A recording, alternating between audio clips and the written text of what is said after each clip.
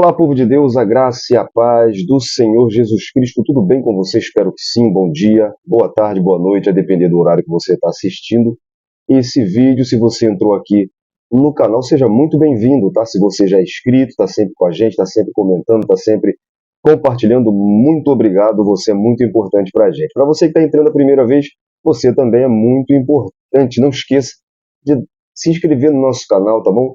Deixa o seu like e ative aí o sininho das notificações para você receber qualquer conteúdo que a gente coloca aqui no canal Colégio do Discípulo, canal onde todos nós somos alunos da Palavra de Deus. Quando você faz tudo isso, você ajuda bastante o canal, tá? Porque o YouTube ele vai entender que os nossos conteúdos precisam ser compartilhados, então ele vai abrir uma janela maior de visualizações. Então você não vai gastar tempo nem dinheiro e vai ajudar muito a gente, tá bom? Então conto com você hoje, claro, o assunto não é outro, o assunto é a Palavra de Deus, esse é o nosso objetivo, e nós vamos falar sobre a nossa conversa sobre EBD, tá? A conversa sobre EBD da lição de número 9 da revista da CPAD dos Adultos, comentada pelo pastor José Gonçalves, está chegando no final, estamos na lição 9, a lição 9 que tem por título O Batismo, a primeira ordenança da igreja. Vai na playlist do primeiro trimestre e assiste essa lição que já está lá, já falamos sobre ela, e agora a gente vai dialogar um pouquinho sobre alguma curiosidade dessa lição, talvez você tenha ficado com dúvida, tá bom? E eu vou te dizer qual é o tema que a gente escolheu. O tópico 1 fala sobre os pressupostos bíblico-doutrinários do batismo, e o subtópico 1 fala do batismo visto como sacramento, a origem de um erro. E o subtópico 2 fala que o batismo não é sacramento, mas ordenança de Cristo. Fica então a pergunta, qual a diferença entre sacramento e ordenança, tá bom? Vai lá na descrição, tem link das nossas redes sociais, tem link do grupo Manual da EBD, onde você vai aprender muito, tem muitos professores, muita dinâmica, subsídio, slide, chamada, tudo para ajudar a sua lição, tá bom? Então vai lá e junto nós vamos sendo sempre, é claro, edificados pela Palavra de Deus.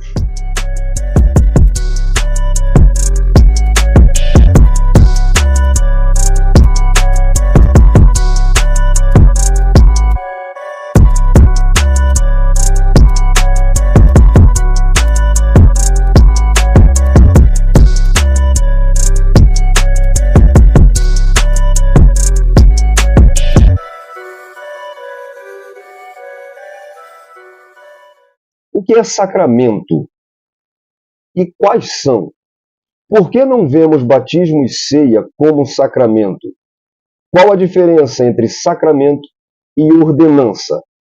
E o que é? E quais são, então, as ordenanças? Tá? Vamos começar falando sobre sacramento. A palavra sacramento vem do latim sacramento. Tá? No seu sentido etimológico, significa algo que santifica. Res sacrans, e equivale ao vocábulo grego mysterion, ou seja, é coisa sagrada, ou oculta, ou secreta. Portanto, o sacramento foi a palavra escolhida em latim para traduzir mysterion, no latim sacramento, sendo a Vulgata Latina, a versão referência da Igreja Católica Apostólica Romana, o termo sacramento foi carregado de doutrina.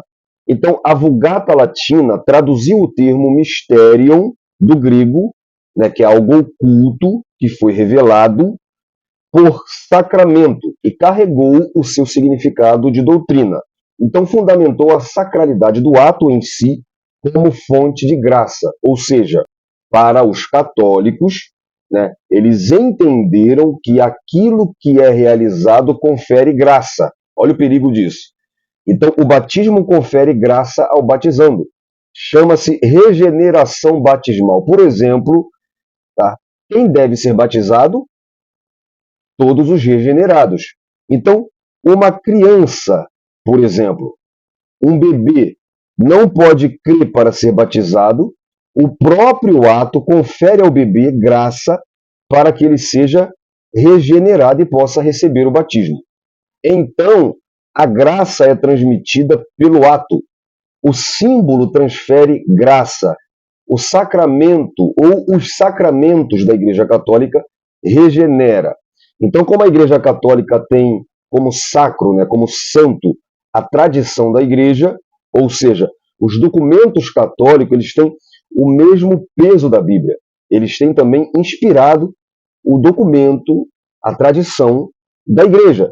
Então, se Mysterion é algo oculto, quem vai revelar? Na visão católica, a igreja. Então, a Igreja Católica se apoderou do direito de revelar esses Mysterion, dando assim o significado de sacramento como algo que confere graça. Então, etimologicamente, na raiz da palavra, o termo sacramento em si não tem problema, porém, historicamente, o sentido da palavra foi mudado. Ele acabou se poluindo, ele foi deturpado. Então, no século XV, na Reforma, esse termo já era usado há 1000 anos, tá, pela Igreja Católica.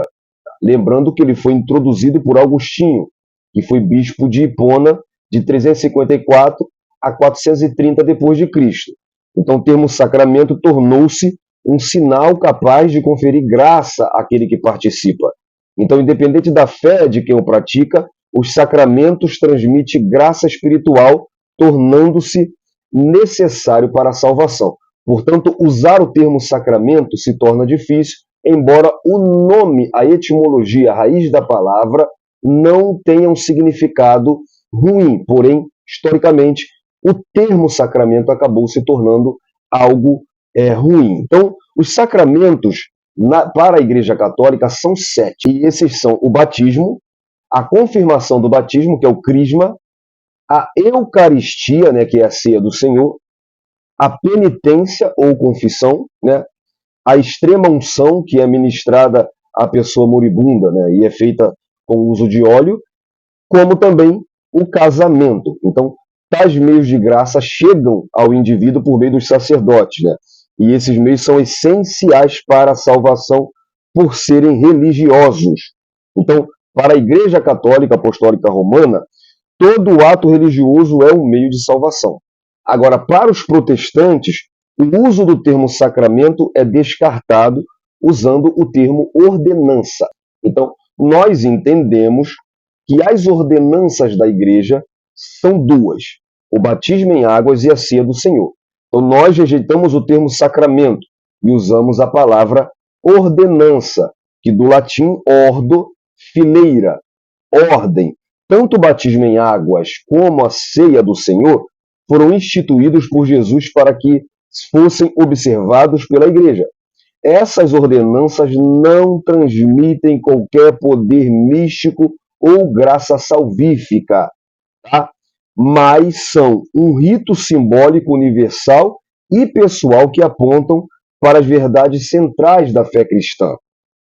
Então, o batismo e a ceia do Senhor não produzem qualquer mudança espiritual em quem deles participa. Esses rituais são de grande valor, obviamente, pois são ordens diretas de nosso Senhor Jesus Cristo. Lembrando que ele mesmo se submeteu ao batismo de João Batista. Mateus capítulo 3, versículo 14 e 15. Eu careço de ser batizado a ti, disse João Batista, e tu vens a mim? Jesus, porém, respondendo, disse-lhe, deixa por agora, porque assim nos convém cumprir toda a justiça. Então ele o permitiu. Jesus também instituiu o batismo, ele mandou batizar em Mateus capítulo 28, versículo 19, e de por todo o mundo, pregai o evangelho ensinando a todas as nações e batizando em nome do Pai, do Filho e do Espírito Santo. Os discípulos de Jesus também batizaram. Então, o batismo é um símbolo da nossa união com Cristo. Ao mesmo tempo, a confissão pública dessa união, a ceia do Senhor, é o memorial de sua morte em nosso lugar. Então, nós rejeitamos o termo sacramento por entendermos que, embora a palavra sacramento em si não tenha nenhum problema, o mau uso dela acabou tornando com que essa palavra tivesse um outro significado. Como se diz, por exemplo, naquele ditado, uma mentira muitas vezes contada se torna uma verdade. Assim também algo muitas vezes ouvido acaba distorcendo aquela palavra e transformando ela em um outro significado que ela, na verdade, não tem. Assim é a palavra sacramento.